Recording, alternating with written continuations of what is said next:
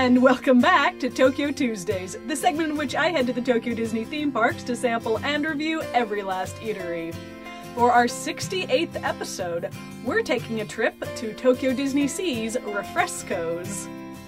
While technically located in the Mediterranean harbor, getting to Refrescos still requires quite a bit of walking. In fact, it's the furthest eatery from the entrance for that area of the park. Anyways, starting in the Mediterranean harbor, proceed into the park. Veer to your right to walk around the main water feature, passing by Cafe Portofino and the Zambini Brothers Ristorante on your right, before heading up the steps of the Villa della Viti.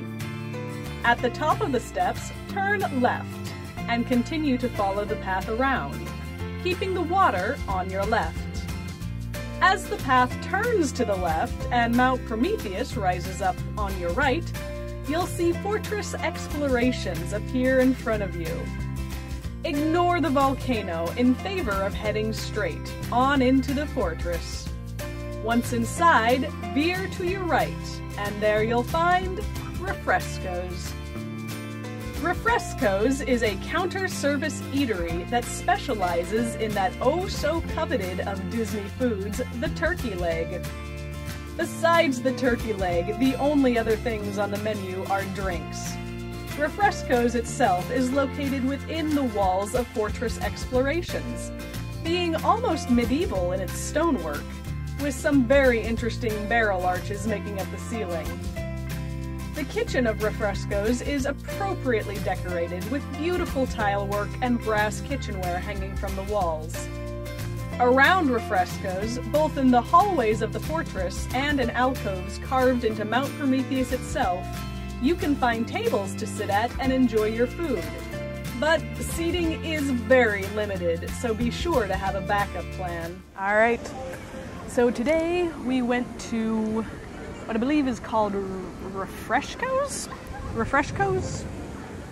It's in the Discovery Station, Imagination Station. I can't remember what this place is called.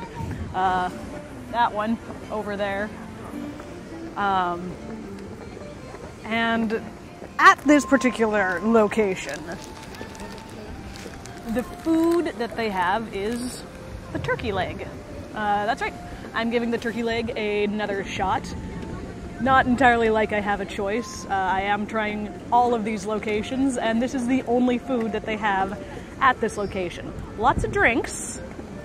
This is the only food. As far as drinks go, I got a coffee. I figured the last time I was in this area, I tried the coffee at Magellan's Lounge. So this time I'm trying the coffee at just a counter location, so we'll see how that goes. So I guess I will try my second turkey leg, see how this goes.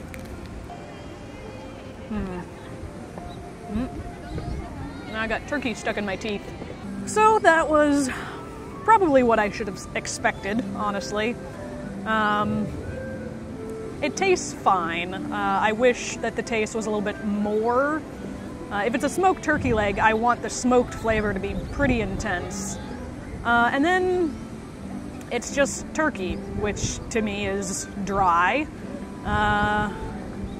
Like, I don't think the meat is actually dry. It seems plenty well prepared if you like turkey. I don't care for it myself. And I'm also just not a big fan of eating things off the bone. It's disappointing because the flavor's honestly not that bad. It's just there's not enough of it, and the texture and the dryness and the eating off the bone, it's just not a fun experience for me. Alright, let's try the coffee. Another thing that I don't particularly enjoy. I will say that in comparison to the turkey leg that I had at Tokyo Disneyland, this one at least doesn't drip on me non-stop. Where did I put my coffee? Over here. Okay, so I'm gonna try it without mixers to start, see how that is, and then undoubtedly I'm going to have to put things in it because I don't like black coffee. Alright, open the little lid. Let's burn our tongue. Very difficult to do all this one-handed.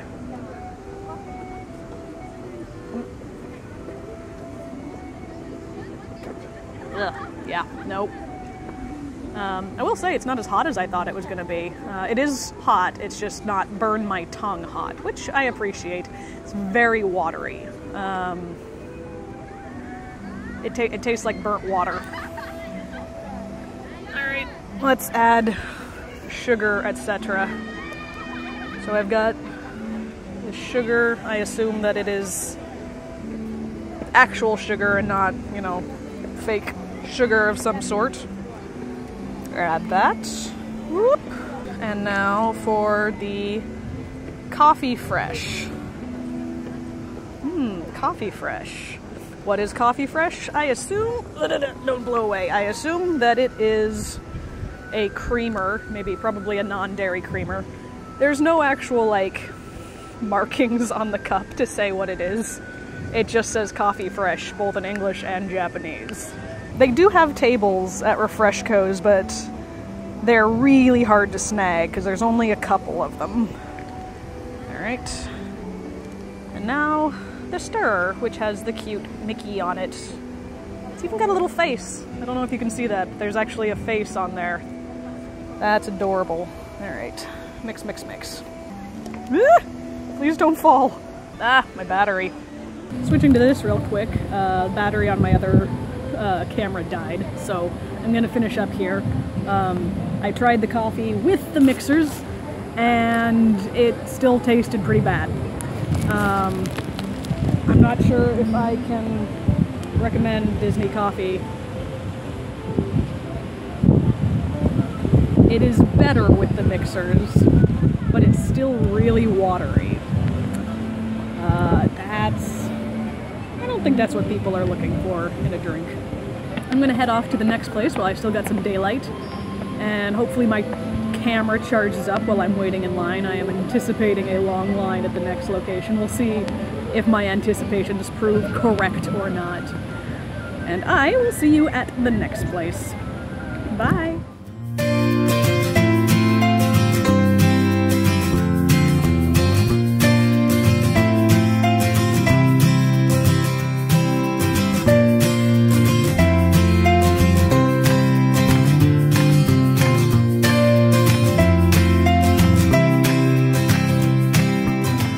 Back from the park, spoilers, the long line I was anticipating was the Popcorn Cart #1 episode from last week. It was, as I anticipated, no good. Anyways, how was Refrescos? Service is a 3 out of 5. Every time I visited this location, there was quite a bit of a line, however, never one that seemed excessive. When I finally joined that line, I found that it moved at a pretty good clip. The kitchen staff was really well staffed, but not overly so. They didn't seem like they were tripping over one another in an attempt to get everything out, so that's good.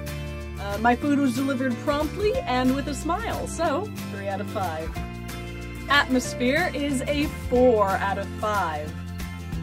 I liked this location. It is sort of a hodgepodge as to what it feels like. I know that they were angling towards a 16th century feel with all of the nods to Da Vinci. However, in practice, it actually, to me at least, feels almost 14th century. Now, I say this because it really makes me think of Sleeping Beauty for some reason, and I love that it does that. It's sort of hard to pin down exactly why that is, but again, I'm not arguing. The kitchen is really, really well done, the stonework and arches are beautiful, and those little barrel arches, while weird, are really nice. So yes, definitely an aesthetically pleasing location. 4 out of 5. Price is a 2 out of 5. I understand that with something like the turkey leg, which is made almost entirely of meat, production costs are going to be higher, which is going to lead to an increased price for the customer. I get that.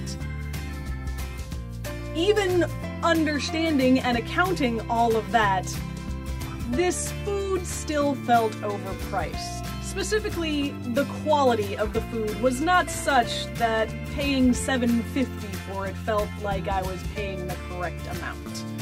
2 out of 5. The food is a 2 or a 1 out of 5. It's hard to tell because I don't like turkey and I don't like coffee. Now, I try really hard in my reviews to not let my own personal tastes affect my review that much, or at least not in a negative way. I go into this approaching it like this. Basically, I can recognize the flavors and textures that a food may have above and beyond my own personal reaction to them, and in this case, the foods didn't have them. The turkey leg was dry, even for turkey, like above and beyond what turkey I've had in the past that other people said was good. It was drier than that. In addition to that, the smoked flavor was severely lacking. I really wanted way more flavor. It was smoke-kissed, basically. Hardly any smoked flavor at all. And finally, the leg was just really sinewy, which is not an enjoyable eating experience for me. The coffee, meanwhile, I mean, I understand that coffee is essentially coffee-flavored water anyways, but that's really what it tasted like. It tasted like coffee-flavored water. Like water that had been in the same room while a pot of beans was burning. Not an enjoyable experience. So I think I'm gonna give it a 2 out of 5, just because I'm not sure where my personal distaste kicks in. However, the long and short of it, not good. 2 out of 5. Overall, this gives Refrescos an average rating of 2.75 out of 5, which I kinda want to round down, but math. Oh well. With a 2.75 out of 5, this ties Refrescos with 9 other eateries on the master list. I wish I could say that this was a difficult choice to make, but it's really not. Between the quality of the food and the price, it slides in at the very bottom underneath Cleo's, earning 49th place. Meanwhile, on the counter service lineup, it should come as no surprise that it once again ties with and then comes in underneath Cleo's, this time earning 31st place. So, that's it for this week. Come back next week if you want to find out where I'll be then. Hint! Prince Ali goes Hawaiian. If you have any comments or suggestions, please feel free to leave those down below. We'd love to hear from you. Give this video a big ol' thumbs up and subscribe to the channel if you like what we do. We'd surely appreciate it. If social media is more your flavor, you can find us there. Links to that in the description box. And I will see you next week for another Tokyo Tuesday.